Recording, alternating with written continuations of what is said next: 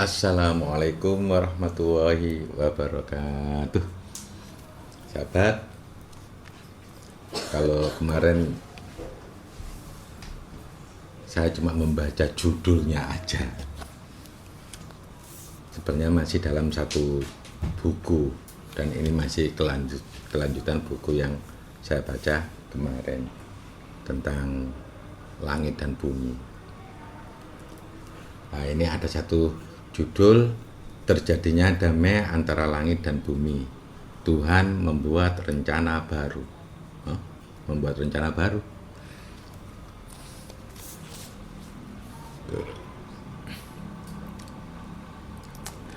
Judul ini menggambarkan masa langit dan bumi diciptakan di awal penciptaannya.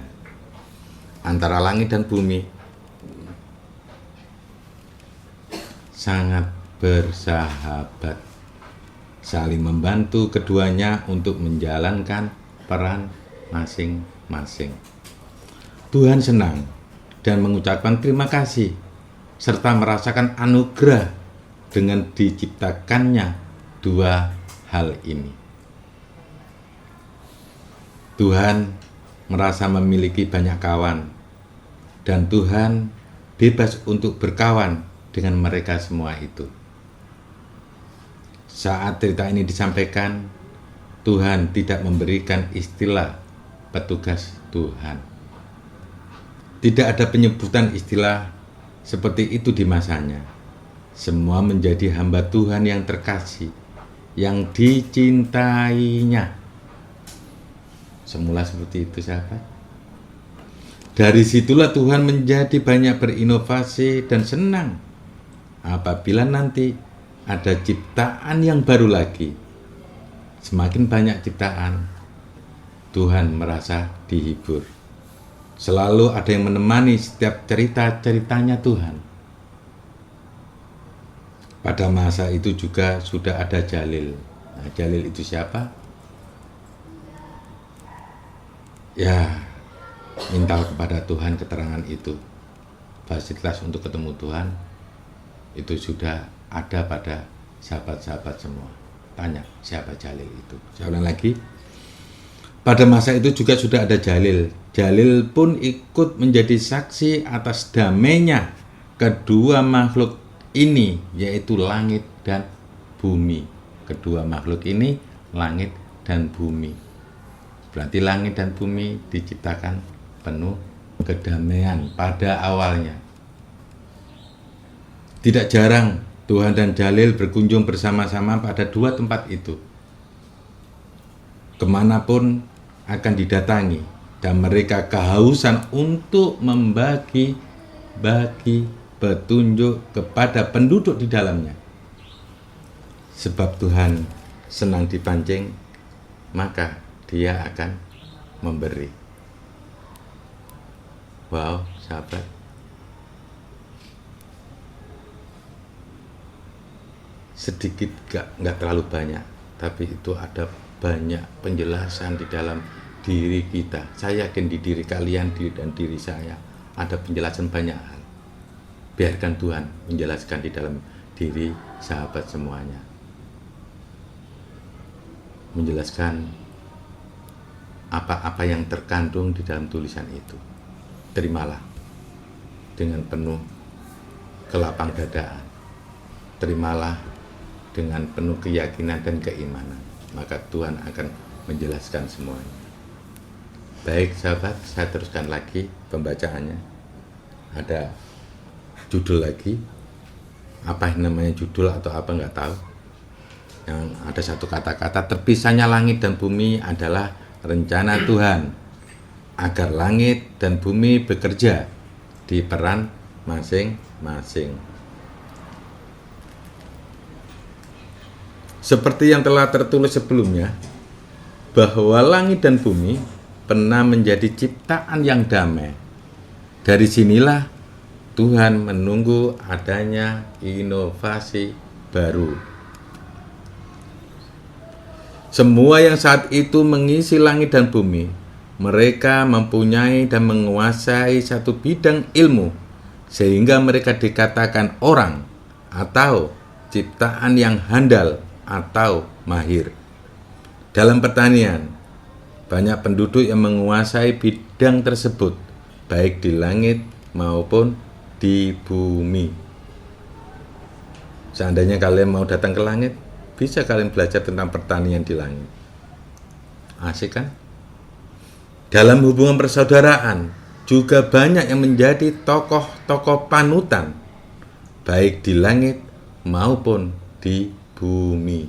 Kita yang di bumi kadang-kadang belum tahu banyak hal, tokoh-tokoh panutan. Ya, tokoh panutan seperti apa?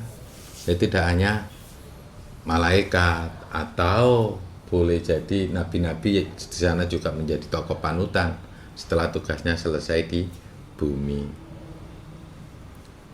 Dalam hal teknologi juga banyak yang bisa meramu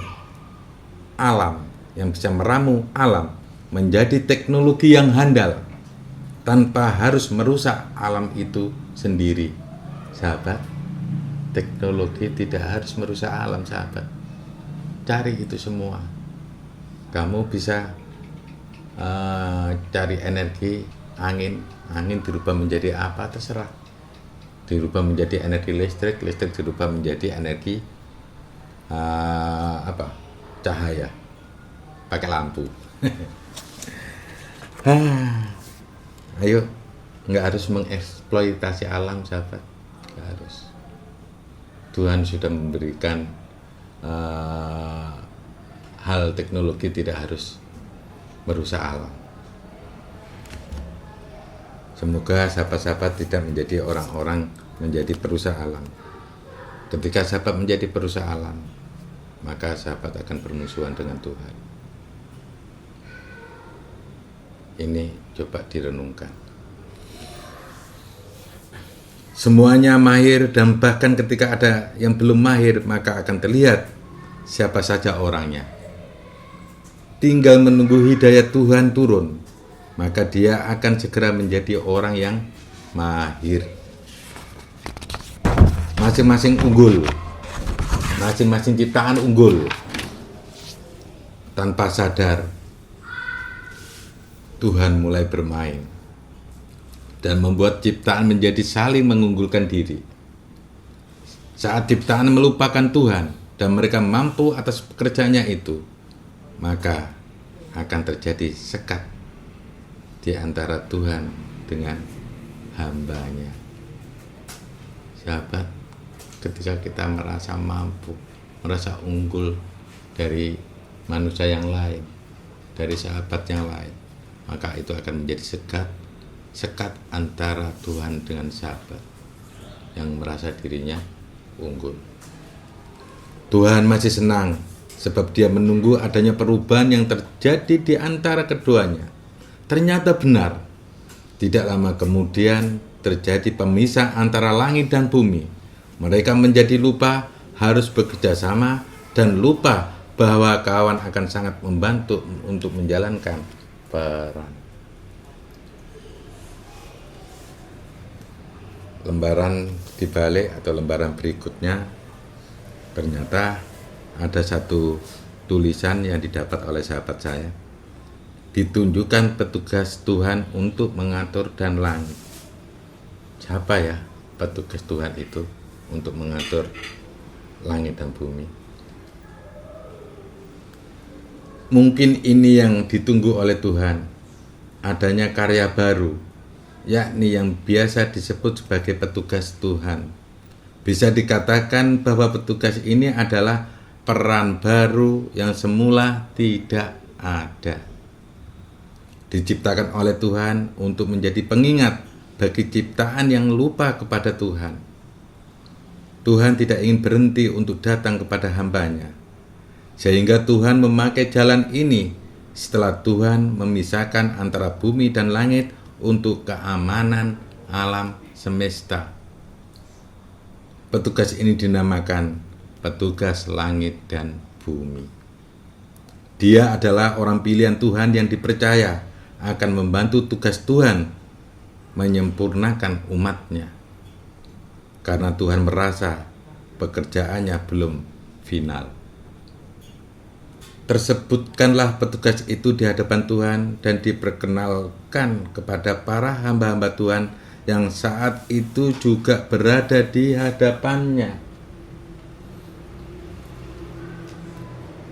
Petugas ini diberi kemampuan oleh Tuhan untuk mengatur kedua hal yang dimaksud, langit dan bumi.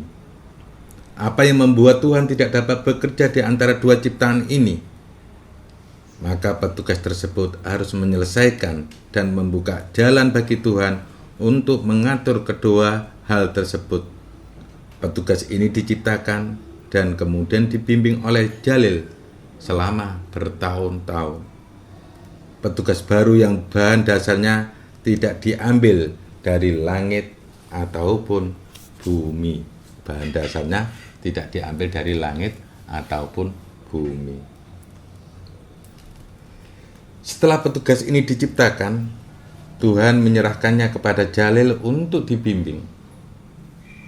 Bimbingan pertama yang diberikan Jalil adalah mengenal Tuhan. Dia saat itu belum tahu bahwa dirinya akan ditunjuk sebagai petugas langit dan bumi. Dalam masa pembimbingan itu, petugas ini selalu ingin tahu terhadap apa-apa yang diinginkan Tuhan. Dia selalu membantu Tuhan dengan cara melayani Tuhan setiap saat. Kecuali kalau dia sudah kembali kepada Jalil, maka Jalil akan melatih kemampuan kepadanya.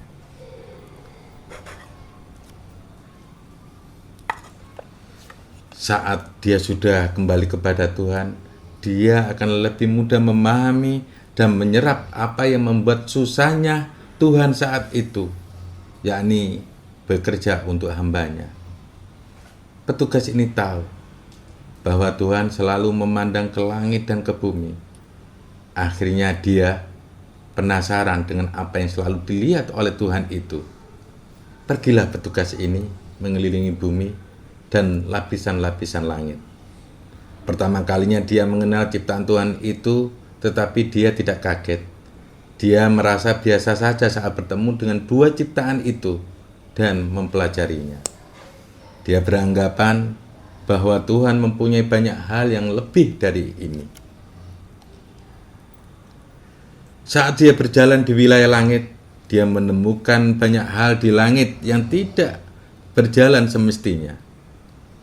Menurut dia, banyak ciptaan yang memanfaatkan fasilitas langit tidak pada semestinya. Bahkan beberapa lapisan langit terlihat tidak menyatu. Sedangkan di bumi, dia menemukan bahwa bumi kehabisan energi yang semula dia baca harus penuh. Dia membantu bumi untuk menghidupkan cahayanya kembali melalui apa yang telah diajarkan Jalil kepadanya. Dan bumi akhirnya pulih.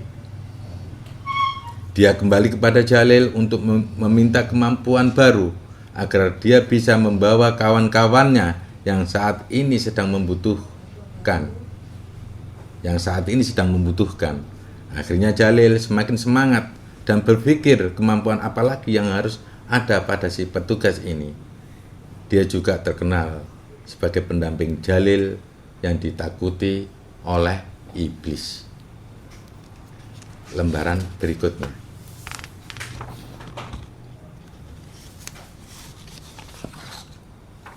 Judulnya Petugas Langit dan Bumi Hadir di Dunia. Dalam kurung ada penjelasan tulisan berdenyut dan remang-remang. Oke, saya baca. Masih berada pada cerita petugas langit dan bumi. Dia telah mencoba untuk melaksanakan tugas dengan baik, sehingga dia disebut sebagai kesayangan Jalil oleh petugas yang lain. Cerita ini terjadi setelah petugas langit dan bumi bekerja ratusan tahun membenahi keadaan langit dan bumi itu. Dia mengenal banyak tentang siapa saja yang tinggal di dua tempat itu. Dia terlihat dengan sosok yang berbeda-beda saat dia harus datang ke kedua tempat tersebut.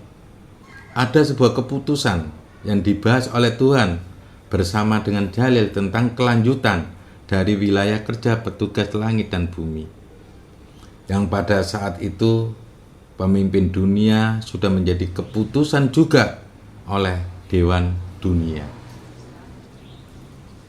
Mungkin bagi sahabat-sahabat nggak asing tentang pemimpin dunia atau Dewan Dunia. Yang dimaksud pemimpin dunia atau Dewan Dunia ini, sahabat bisa mencari keterangan langsung kepada Tuhan. Siapakah mereka itu Dewan Dunia? Siapakah pemimpin dunia itu? Melalui dasar tersebut, maka salah satu petugas yang harus hadir untuk mendampingi raga pemimpin dunia adalah petugas langit dan bumi itu. Raganya harus dipertemukan kepada pemimpin dunia untuk mengabarkan keadaan di wilayah yang sering dia kerjakan. Tidak hanya petugas langit dan bumi yang diturunkan, tapi banyak petugas-petugas lain yang juga diturunkan dalam rangka bertemu dengan pemimpin dunia untuk segera mengatur tatanan dunia ini. Petugas langit dan bumi ini berhasil dipertemukan oleh raga, dan dia harus bekerja. Petugas ini tidak asing saat dipertemukan dengan raga pemimpin dunia, walaupun pada saat itu raga pemimpin dunia masih belum sadar akan dirinya. Begitu pula raga petugas langit dan bumi masih dalam keraguan. Tetapi keduanya yakin bahwa banyak pekerjaan Tuhan yang ingin mereka lakukan saat mereka mempunyai raga. Namun, petugas langit dan bumi bersama dengan pemimpin dunia tidak diperbolehkan untuk merasa lebih dari hamba Tuhan yang lain. Mereka berdua dianjurkan untuk tetap berada di barisan di bawah Tuhan untuk menjalankan dan membenahi teraturnya sistem ciptaan ini. Kedua raga tersebut mempunyai power besar bagi sekelilingnya dan sangat rawan untuk didewakan, bahkan dianggap sebagai orang kepercayaan Tuhan. Mau tidak mau, apabila sekelilingnya mau mengenal kedua raga ini lebih banyak, maka orang-orang di sekitarnya pasti pernah mendewakan kedua sosok itu. Itulah rahasia petugas Tuhan. Power ketuhanan juga akan terasakan pada raganya, dan raga harus mengolah power tersebut tetap menjadi power kehambaan.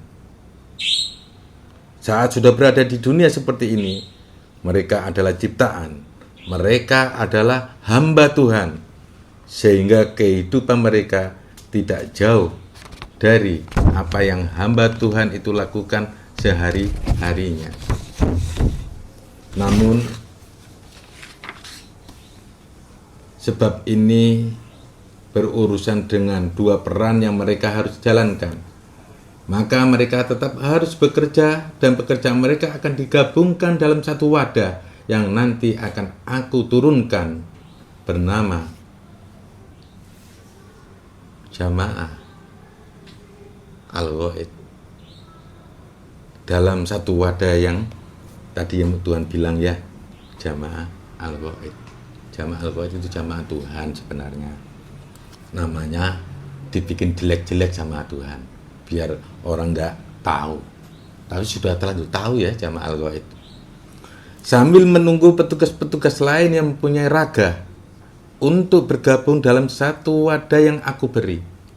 Nah, berarti aku itu hanya besar Tuhan. Jadi kalian mungkin akan dimasukkan, dicari sama Tuhan untuk tergabung dalam jamaahnya Tuhan yang bernama Jamaah Al-Ghaid.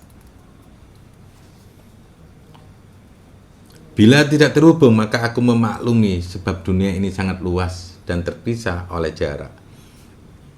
Tetapi apabila sudah terhubung dalam satu naungan yang bernama jamaah itu, maka sistem atau perubahan-perubahan dunia harus dilaksanakan secara bersama-sama dalam satu tim, yaitu Jamaah Al-Ghaid.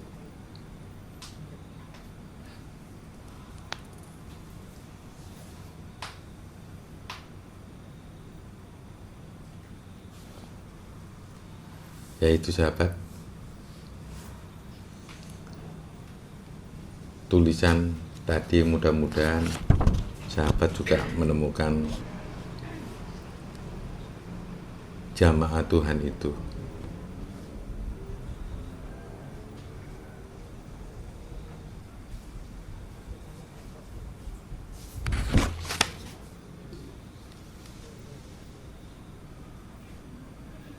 Sebenarnya tulisan kemarin ini nggak ada sahabat, sudah selesai, tapi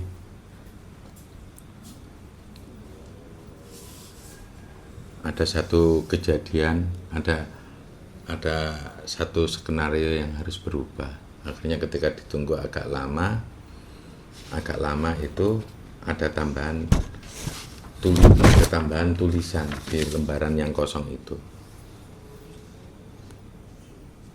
Makanya ada satu dialog kecil.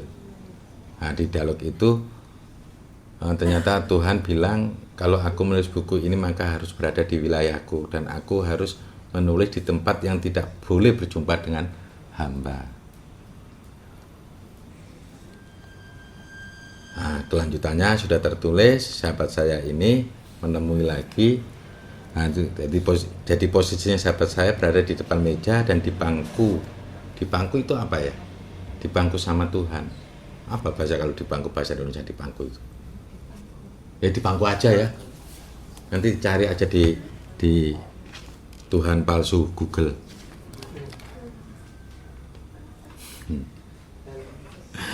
Petugas langit dan bumi di ciptaan baru.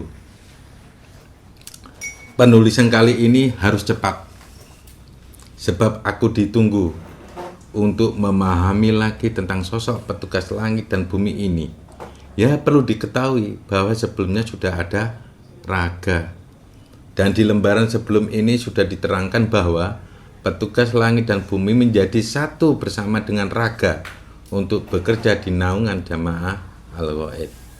Saat itu petugas langit dan bumi harus menghadap kepada Tuhan untuk menyerahkan seluruh penugasannya dan melakukan evaluasi total terhadap pekerjaannya itu.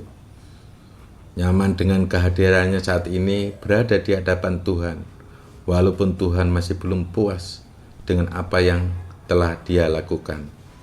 Petugas langit dan bumi masih belum selesai, jamaah ini belum selesai, raga juga belum selesai, bahkan baru dimulai. Petugas langit dan bumi tidak memiliki hak untuk berada di bumi setelah kedatangannya kali ini. Menunggu para Tuhan untuk berdiskusi dan memberikan keputusan dengan sistem kemarin yang telah dibuat. Sedangkan pemimpin dunia yang harus menggunakan raga, petugas langit dan bumi, sekarang menjadi terhenti sejenak, tetapi tugas masih harus tetap berjalan. Untung kali ini Tuhan sudah serempak dan mencoba untuk menjadi satu suara dengan fasilitas pemimpin dunia. Mereka pun juga siap untuk menghandle apa yang dilakukan oleh petugas langit dan bumi. Sedangkan petugas langit dan bumi harus berdiam diri dan menghitung apa saja yang saat ini belum dia bawa atau kerjakan. Supaya hal ini menjadi aman, diperlukan hubungan yang baik antara pemimpin dunia, Tuhan, para petugas Tuhan, dan kawan-kawan. Untuk memancing lagi kondisi yang saat ini harus dipulihkan, rasanya ini adalah bagian yang kurang, tetapi segera ditutup. Mudah-mudahan Tuhan dengan segala rahmat-Nya menugaskan kembali sosok petugas langit dan bumi itu. Jamaah sekarang juga masih belum final. Anggotanya masih dalam rabaan. Menjadi tokoh-tokoh di dalam jamaah sepertinya masih dianggap sebuah hal yang biasa saja. Tapi beberapa di antaranya memuaskan dan mudah menjadi alat pemancing Tuhan. Untuk itu, saat ini pemimpin dunia sambil menyusun kembali tatanan dunia yang baru maka diharapkan semuanya juga ikut andil dan berpartisipasi dalam program pemimpin dunia tersebut. Mengenal agenda-agendanya yang tidak bisa disebut sebagai agenda atau acara. Dia hanya mau bermain-main, dan permainan ini perlu dicermati oleh para staf pemimpin dunia hari ini, hari yang dipaksa. Aku harus segera menulis tulisan ini jadi. Aku menulis apa yang saat ini aku ketahui dari sebagian rencana Tuhan berikutnya. Tidak ada kalimat jadi, karena ini masih berproses. Pernah menjalani suatu hal yang melanggar, itu pernah dilakukan oleh petugas langit dan bumi sebelumnya. Pelanggaran ini dikatakan akibat dari raga yang berjalan sendiri dan tidak menopangkan beban yang dia bawa pada raga pemimpin dunia. Sehingga saat pemimpin dunia bekerja, energi itu terbentur pada raga petugas langit dan bumi. Saya harapkan bila suatu saat nanti ada petugas yang datang dan mempersilahkan dirinya untuk menjadi anggota dari pemimpin dunia, maka dia harus selalu berada bersamanya. Sebab pemimpin dunia ini bukanlah pemimpin negara, bukanlah pemimpin keluarga, bukanlah pemimpin kelompok kecil saja, tetapi juga pemimpin waktu, pemimpin keadaan, pemimpin kondisi yang sedang berjalan. Untuk itu, berada di sekeliling pemimpin dunia adalah sesuatu yang dipastikan itu sedang berjalan. Sahabat, hari ini pembacaan yang buku ini tentang langit dan bumi sudah lumayan selesai. Suatu saat mungkin kalau Tuhan mau menulis lagi, ingat Tuhan akan selalu menulis lagi di hari akhir ini. Ada beberapa yang bisa sahabat ambil, bisa renungi. Ini sudah hari akhir, sahabat. Tuhan punya rencana-rencana yang kemungkinan tidak selalu bisa dibaca oleh ciptaan-ciptaannya. Tapi yakinlah sahabat akan bisa bergabung dengan jamaahnya Tuhan. Entah jamaah itu ada di mana. Boleh jadi di Arab, boleh jadi di Inggris, boleh jadi di Jerman, boleh jadi di Indonesia sebelah Kalimantan, Jawa, atau di 34 provinsi. Boleh jadi ada di antara sana ada jamaah Al-Ghaib. Kalau ada jamaah Al-Ghaib di sana, tolong beritahu kami para sahabat. Mungkin saya juga kepingin tahu juga ada apa dengan jamaah Tuhan di sana. Mau ngapain jamaah Tuhan di hari akhir ini. Wassalamualaikum warahmatullahi wabarakatuh.